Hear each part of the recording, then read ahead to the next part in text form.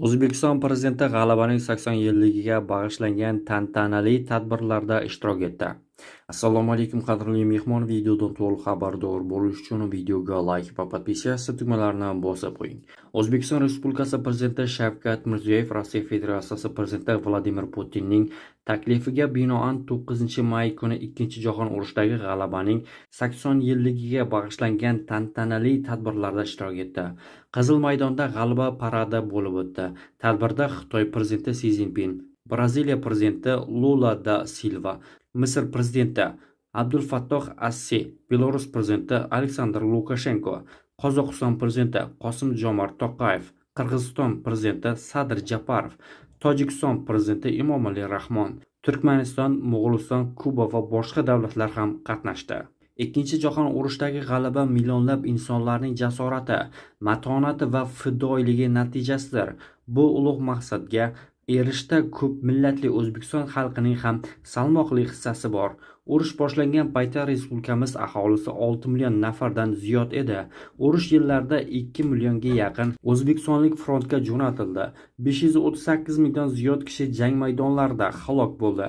158 mingdan ortig'i bedarak yo'qoldi.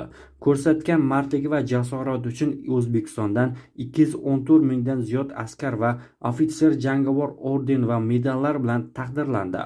Vatandoshlarimizdan 301 kishi Sovet ittifoqi qahramon unvoniga sazovor bo'ldi va yana 70 kishi Shuhrat ordenining barcha darajalari sohibi bo'ldi. O'zbek xalqi mehnat borasida ham ulkan jasorat ko'rsatdi. Mamlakatimiz frontning ishonchli tayanchiga aylandi. Bu yerdan oziq-ovqat, kiyim-kechak, dori-darmon, qurol-yarog' va boshqa zarur resurslar uzluksiz jo'natib turildi. Qisqa muddatda O'zbekiston hududida 170 dan ortiq evakuatsiya qilingan korxonalar joylashtirilgani mudofaa sanoatining uzilishlarsiz ishlashini ta'minladi. O'sha og'ir yillarda O'zbekiston xalqi yuksak insonparvarlik namunasini ko'rsatib, front oldi hududlardan evakuatsiya qilingan 1,5 milliondan ortiq kishini, jumladan 250 mingdan ziyod yetim bolalarni qabul qildi.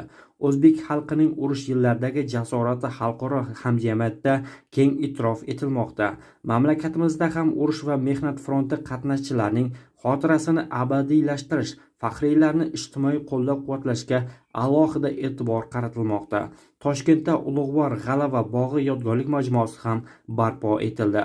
G'alaba paradi yakunida O'zbekiston Prezidenti Shavkat Mirziyoyev, Rossiya Federatsiyasi Prezidenti Vladimir Putin va boshqa davlat rahbarlari bilan birgalikda Aleksandr bog'idagi noma'lum askar qabriga gul qo'ydi.